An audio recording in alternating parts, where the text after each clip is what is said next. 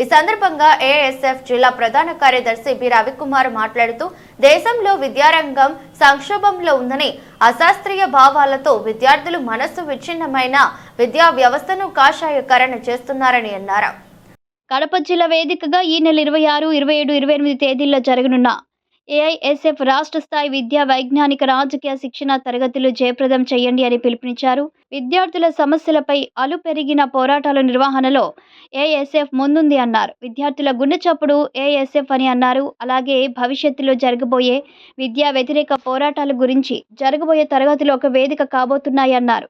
కావున విద్యావేత్తలు, విద్యార్థులు, ఉపాధ్యాయులు, మేధావులు అందరూ జయప్రదం చేయాలని పిలుపునిచ్చారు. ఈ కార్యక్రమంలో ఏఐఎస్ఎఫ్ మండల నాయకులు బుజ్జి, వికాస్, మణి, సంతోష్, కిషోర్ తదితరులు పాల్గొన్నారు.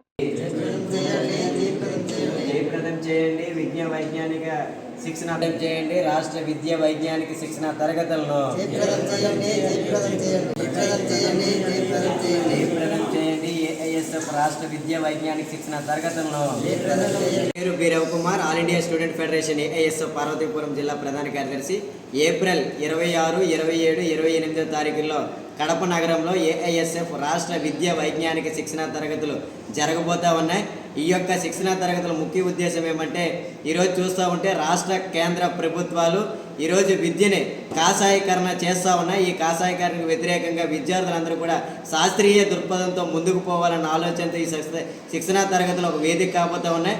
అలాగే భవిష్యత్తులో జరగబోయే కార్యాచరణపై ఏఐఎస్ఎఫ్ జరగబోయే పోరాటాలపైన కూడా ఈ యొక్క కడప జిల్లాలో జరగబోయే తరగతులు ఒక వేదిక కాబోతూ ఉన్నాయి.